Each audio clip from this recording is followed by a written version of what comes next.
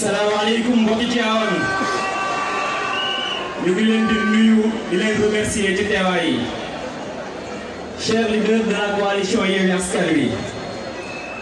chers invités, chers militants et sympathisants des différents partis de la coalition Yewwi Askan Wi, en ce jour d'investiture des candidats de la coalition Yewwi Askan Wi au niveau du département de Tivaouane, j'adresse aux citoyens de Tivaouane un message de confiance et de vérité. Un message pour vous dire que coalition Yewwi Askan Wi moom mooy coalition bi nga xamante ne nii moom moo war a libérer le peuple. Par cette occasion, nous remercions nos leaders ici présents d'avoir mis sur pied cette coalition. ñu dellu wax rek que ne coalition bi dafa am ñu nga xamante ne nii seen espoir yépp ci coalition bi lañ ko wekk. ma wax les candidats des 18 communes ici présents que ne lu ci mën a am on sera derrière vous du début jusqu'à la fin. coalition bi dafa porter espoir des femmes et ces femmes-là braves qui s'activent dans l'économie solidaire et victimes d'absence de financement de leur projet. coalition bi dafay porter en même temps la coalition porte en même temps l'espoir des Tivaouanois. Cette coalition porte l'espoir de celui qui recherche un toit pour se loger. Cette coalition porte l'espoir du paysan attaché à sa terre et qui tient à son outil de travail menacé par l'avancement du front minier. Cette coalition porte l'espoir des familles déplacées par les industries extractives sans indemnisation juste et en quête de cohésion sociale. Cette coalition porte l'espoir des personnes en situation de handicap qui veulent pouvoir vivre dignement. Nous portons aussi l'espoir d'une jeunesse à la recherche de formation et de qualification pour pouvoir être compétitive sur le marché de l'emploi. Nous portons également l'espoir des entrepreneurs et des agriculteurs, des artisans, mais aussi de tous ceux qui croient à cette coalition-là. Nous voulons wax ne tey suñ fi dajee dañuy lancer dañuy investir les candidats ñu war leen wax ne leen incha allah le 23 janvier au soir du 23 janvier cette coalition-là triomphera. Nous remercions tout le monde. Assalamu alaikum wa rahmatullah.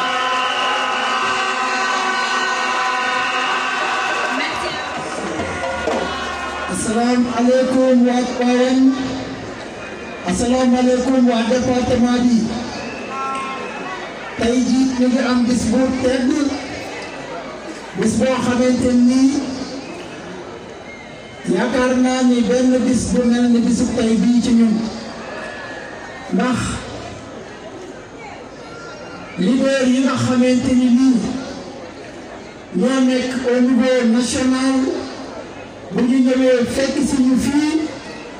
nga xam ne tey leer na ni yombul woon jafe woon na pour ñu taxawal ay liste yombul woon pour ñu taxawal investiture yombul woon pour ñu taxawal comité électoral yi ci commune yi mais di sant yàlla bu baax a baax a baax li tax ñu di sant yàlla mooy li ma wax ni yombul woon waaye dafa am ñoo xam ne dama ànd ak ñoom ci liggéey bi ñuy ay nit ñu gore nit ñu baax nit ñu am fulla am fayda xam li leen tax a jóg ñooñu mën naa ci nommé kii njëkk a wax muy góor gi nga xam ne mooy sama vice coordonnateur mën naa ci nommé ñett ñoo xamante ni aussi bu élection yi demee fii ba ñu am ay liste yoo xamante ni tey leer nañu ni amul benn commune boo xamante ni ci département bi forclos nañu ko ñooñu mën naa cee nommé Sadio Mbow mën naa cee nommé Maître Aladji Diouf mën naa cee nommé aussi ku ñuy wax ay dara nga xam ni mention spéciale lañ koy defal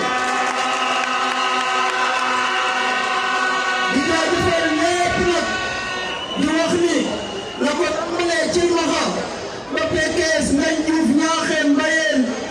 Laay ba kër ngay dem Noto Guy Jama investir nañu fépp ay liste te ñu ngi ñaan en ce que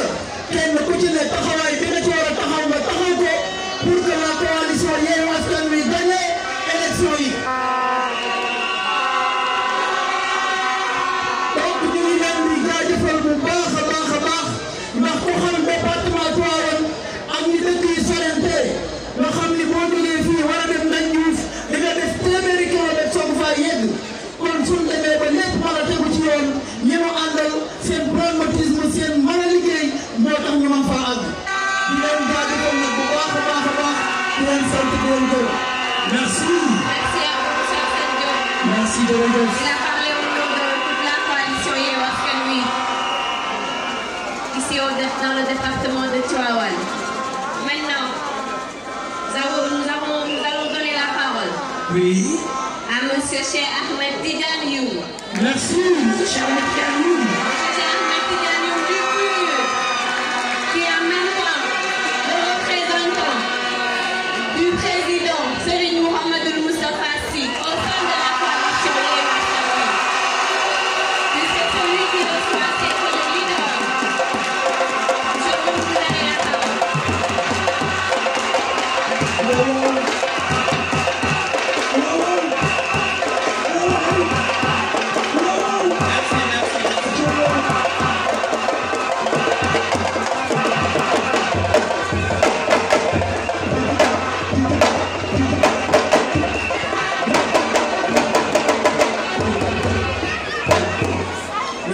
Merci beaucoup. ñu ngi leen di nuyu yéen ñëpp ci seen tur ak seen sant di jiital nuyu bi suñu capitaine Mame Cheikh Ahmadou Tijani moom ak Mame Babacar ak Mame Cheikh Sarr ak ñoom Soxna Fatima ñu ngi leen di nuyu bu baax bu ñu paree ñu nuyu suñu président bi nga xamante ni nii Serigne Moustapha Sy xëy na moom la ñu waroon jiital sax daal di jiital suñu capital waaye moo ko fi toogal gum ñu ngi nuyu suñu mbokk leader yi nga xam ne ni dañuy jógee Dakar ñëw fekkee jotaay bi nga xamante ni dafa am solo ñëw coloré ko ak solidarité coloré ko ak engagement parce que xam nañ ne li coalition bi mën a liggéey réew mi il faut ñu booloo nekk benn pour mu mën a nekk ñu ngi remercier aussi waa Tivaouane damay commencer ci département bi commune yi ñu fi lim yëpp présenté candidat yi di remercier aussi commune Tivaouane bi nga xam ne ni ñoom ñoo ñu accueillir ci dans le cadre de la coalition bu loolu weesoo nag lii ñu fi gis man damay dégg ñuy wax ni terrain sous-préfecture du ñëpp a ko ñeme sànju du ñëpp a ko ñeme engagé waaye foog naa ne coalition Yewwi Askan Wi ñeme na ko wane na dooleem ndax gis nañu nit ñi tey ni ñu bare li muy wane moo di xam nañ ne coalition Yewwi Askan Wi moo leen mën a dimbale ba ñu jotaat seen dignité moo leen mën a dimbali ba ndaw yi nga xamante ni toll nañ ci jàng ñu war a dem jàngi ak xel mu dal ñoo leen war a dimbali ba nga xamante ne ni muy góor jigéen toll ci sëy war a mën sëy ci dignité ak sérénité moo leen di war a dimbali ba nga xamante ne ni muy ndaw góor jigéen war a ut liggéey mën a am liggéey ci sérénité ba mën a fonder seeni famille donc coalition Yewwi Askan Wi moom dafa ñëw pour dimbali askan wi mu reprendre sa dignité te lii nii xam naa ne dina am ñoo xam ne nii tey duñu neew dina am ñoo xamante ne nii tey xam naa ne semaine yi ñu génn yëpp nelawuñu waaye bésu tey bi guddik tey bi danañu def nuit blanche parce que ñu ngi ni ñuy wax ci olof la ñuy tëñëx tëñëx yi xamuñu lu fi ñu war a teg seen tànk dañu ñoo digoon fast track waaye fi mu nekk nii fast track la ñu jubla ndax lépp loo xamante ne ni tegoon nañ ko mi ngi màpp ndax seen jaaxle parce que gis nañ ne coalition Yewwi Askan Wi mi ngi ñëw dal ci seen kaw ak doole boo xamante ne ni mën nga ko supporter te xam doole bi nga xamante ne ni ci la coalition Yewwi Askan Wi war a ñëwee dal ci seen doole moo tax ñuy wër ay fusible pour koo xamante ne nii danañ ko teg pour rek bu coalition bi ñëwee ak doole ji rek moom du ko atteindre xëy na waaye dafa yëgul liggéey ji di réer ñoom ñëpp la ñuy boole ramasser leen yóbbu leen ji pour bañ a dugal dañuy jox kàddu gi suñu leader yi nga xam ne nii ñoom la ñu nekkal ci coalition Askan Wi di commencer par le doyen Habib Sy bu ñu paree ñu jox kàddu gi Déthié Fall jox soxna Aïda Mbodj honorable député monsieur Ahmed Aïdara yeggale ci Ousmane Sonko. kon ñu jox kàddu gi Djibril Diop doyen ñu leen jox Djibril Diop alhamdulilah rabbil alamin yaakaar naa ni fii moom wax soxlawu fii ndax fii moom def dafa fay wax réponse bi nga xam ne moom la ñu andi tey ci ngoon ci Yewwi Askan Wi dafa am solo sëriñ bi ma di la nuyu capitaine di la yóbbante sama ziar ak sama nuyoo ci sëriñ Moustapha di nuyu di ziar sama Fatima ak ñëpp ñu mu àndal mes chers leaders maa ngi leen di nuyu jël seen nuyoo teg ko ci loxo Cheikh Tidiane Youm Cheikh Tidiane Youm la loyal Cheikh Tidiane Youm la fidèle Cheikh Tidiane Youm la respecté Cheikh Tidiane Youm mii mooy gor mais bare lépp li ko gore yow xam nga ni mat nga ndaw sëriñ parce que ñun dañu fekke démb fekke tey maa ngi jël témoin bu li ma ca bureau xam nañ ko nekkal sëriñ bi xam nañ ko nekkal boppam Cheikh yow mii yaa nekkal sëriñ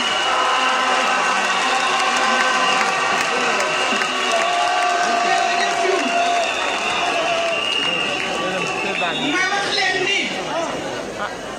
tey bi ñuy ñëw dara feeñ na coalition Yewwi Askan Wi dañ ni woon yéene coalition bi nga xam ni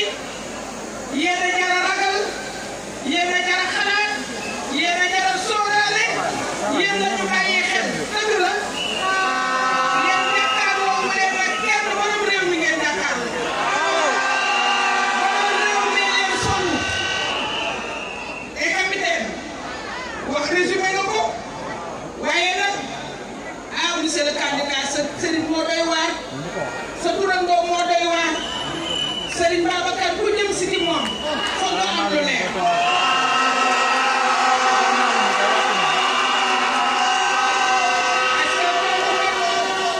si di faagay dee ba fexe nga waar mooy def ci loolu fi loolu tax bi ñuy ñëw am na lu mu ko doolee la xaw maadam li commencé feeñ li commencé ñu xam kan moo ko andi le président de la république mooy soutenir la corruption mooy soutenir le combat contre yoonu askan wi le président de la république moo monté au créneau yónneewul yeblewul moom ci boppam moo jël alalam di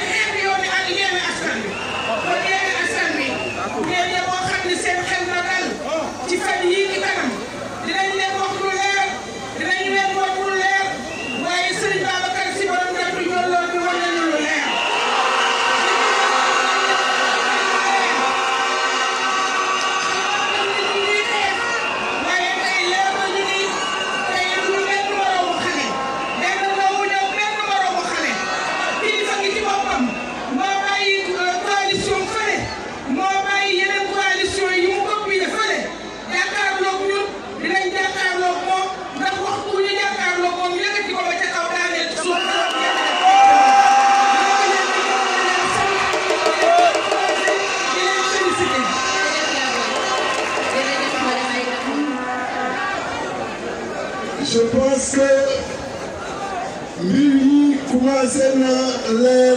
nañ. Dimanche passé ñoo ngi woon à Dakar et le Sénégal, les Sénégalais étaient témoins de la grande mobilisation à Dakar. Ces mêmes Sénégalais sont témoins aujourd'hui, fii ci Tivaouane, ci mobilisation exceptionnelle bi nga xam ne moom lañ fi gis. Bravo à tous les responsables de Yewwi Askan Wi du département de Tivaouane. di nuyu sunu sëriñ bi fi toog Serigne Cheikh Ahmed Tidiane Sy di Serigne Moustapha capitaine. di nuyu ñi mu àndal ñëpp. di nuyu soxna si soxna yi. di nuyu képp ku fi toog. nuyoo boobu ñu àndal ci sunu cofeel sunu ziar di leen wax ni mbégte la yegg si fii ci Tivaouane. di nuyu bien évidemment Serigne Moustapha Sy nga xam ni leader ci coalition Yewwi Askan Wi. l'honorable Aïda Mbodj wax na ko léegi. mais lu rafet bamtu ko dafa baax surtout bu fekkee da nga nekk témoin de cela. sëriñ bi ñoo ngi lay xamal ni coalition Yewwi Askan Wi rafetlu nañu liggéeyu Cheikh Youm docteur Cheikh Youm nga xam ni daanaka sax ci biir coalition bi ñoo ngi ko tuddee neexi tubaab neexi làkk tubaab ñoo ngi ko tuddee ci biir coalition bi. dina wax tamit ni liggéeyu Oulimata Guiro di sunu collègue à l'Assemblée nationale ñoo ngi leen di xamal ni taxawaay bu wér la ak tous les députés yi nekk foofu. di xamal ni président Macky Sall ni mbir mi jeex na tàkk.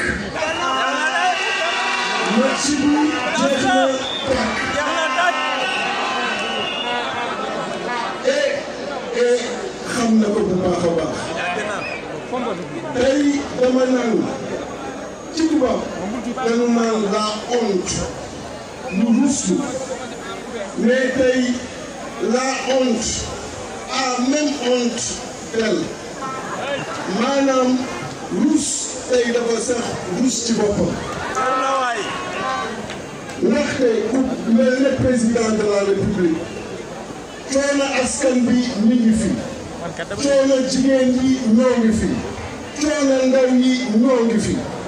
coono paysan yi ñoo ngi fi coono éleveurs yi ñoo ngi fi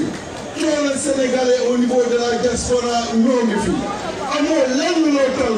lu dul yaa ngi naan da ngay recevoir sunu mandataire bi nekkoon Matam di ko konoon interpellé à coup de livre.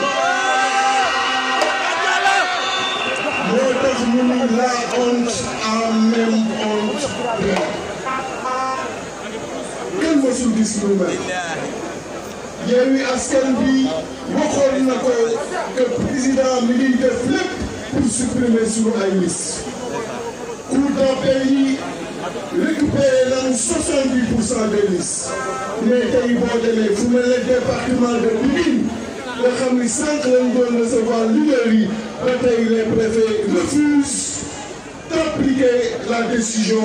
des magistrats de la cour d'appel. c'est la même chose au niveau de Matam pour xamal leen que ni combat bi kon pareegul il faut que ñëpp jóg taxaw pour ñu jàkkaarloo ak le président Macky Sall. mbir boo ko bëggee da lay jaral mbir boo ko bëggee da nga koy ciy taxaw te président Macky Sall xamul buur saay na li mu xam mooy buur. xam mooy buur li mu xam mooy buur lan nga xamal ni kon ñun suul la buur yow Dakar kon ñoo ngi dellu encore une fois di gërëm ñëpp di sant ñëpp di gërëm population bu Tivaouane di gërëm leader yi nga xam ne ñoo déplacé wu tey suba incha allah ñu joxante rendez-vous Bambey vraiment xam leen ni suñu xol la leen def et que accueil bi ñu ko fàttali je vous remercie. Assalamu alaikum wa rahmatullahi wa barakatuh. Tout d'abord, permettez-moi de m'acquitter de cet usage de courtoisie en présentant mes salutations les plus distinguées au président du Parti de l'Unité de leur Rassemblement, Seyyid Mohamed Moustapha Sy.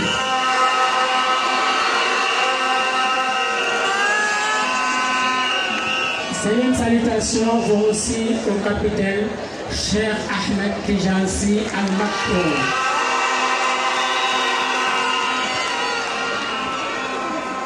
Al-Mustafa. Salutations qui vont aussi à Serigne Babacar Sy, Serigne Cheikh Ahmed Tidiane Sarr, à Yaye Boy et à Sokhna Fatima.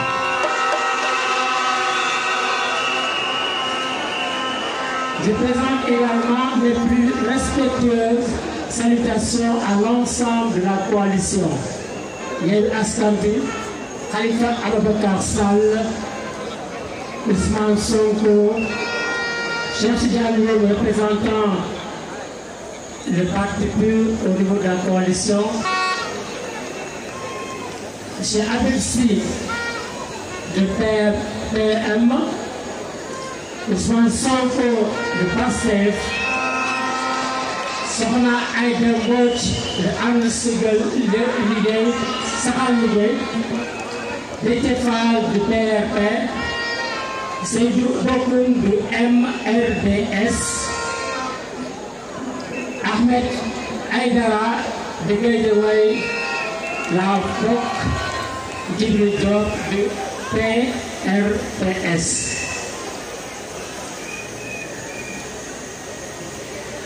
J'ai l'honneur de m'adresser à vous ce soir, ici au terrain de la préfecture de Tivaouane, pour défendre nos valeurs, nos convictions avec dynamisme, avec ardeur et avec beaucoup de courage, mais surtout avec le souci exclusif de rendre service aux habitants de la ville, de la commune de Tivaouane. Il est grand temps que Tivaouane devienne une ville économiquement développée, une ville verte, une ville rayonnante, une ville de lumière comme elle l'est sur le plan religieux. Comme disait un savant, les Africains sont des magnons assis sur une mine d'or. Mais Tivaouane aussi est assis sur une mine d'or. En effet, le département de Tivaouane est l'un des plus riches en ressources minières, avec une forte présence de phosphate et de zircon. Malgré tout ce privilège que le ciel nous a accordé, le taux de chômage des jeunes est très élevé. De plus, Tivaouane, en tant que ville de culture, n'a même pas de centre de culture, ni d'animation culturelle, encore moins de musée pour archiver l'histoire de la ville. La question que je me pose est la suivante: comment des habitants d'une belle commune qui a autant d'opportunités, de points forts, de ressources naturelles, de personnes compétentes et qualifiées dans tous les domaines de la vie, qu'elles soient religieuses, économiques ou politiques, peuvent depuis des décennies plonger dans une précarité totale et absurde? La réponse est très simple. Nous constatons plus il y a une absence de réelle volonté politique. Maintenant, il est de notre devoir, de notre responsabilité, de s'engager avec toute la coalition Yewwi Askan Wi dans ce combat de conquête de la mairie de la ville de Tivaouane. La coalition Yewwi Askan Wi juge nécessaire et obligatoire de mener ensemble ce combat de la révolution de la commune de Tivaouane. Une révolution économique, une révolution politique et sociale pour construire une ville économiquement viable, mais surtout un développement intégral et intégré. Man, Seydi Aboubacar Sy Niang loolu moo tax ma soobu ak Yewwi Askan Wi ci géew bi ndax ndaw ñi dañ leen war a jàngal xamal leen seen diine orienté leen aar leen sutural leen jàppandal leen liggéey may leen tam fu ñu feexale seen xol. Incha allah ñun waa coalition Yewwi Askan Wi dinañu jëmmal citoyen bu dëppoo Tivaouane. Pour remédier à ce problème de mauvaise gouvernance de cette belle commune de Tivaouane, je fais appel à toute la population tivaouanoise à refuser toute tentative d'achat de conscience et de vote pour les échanges à venir. Au nom de la grande coalition Yewwi Askan Wi, je vous invite tous à s'engager dans la révolution de la commune de Tivaouane parce que le changement, c'est maintenant ou jamais.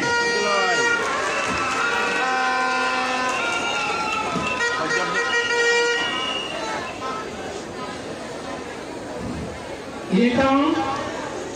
que Tivaouane revienne économiquement à développer une ville verte, rayonnante et inclusive. Vive la commune de Tivaouane, vive la coalition Yewwi Askan Wi.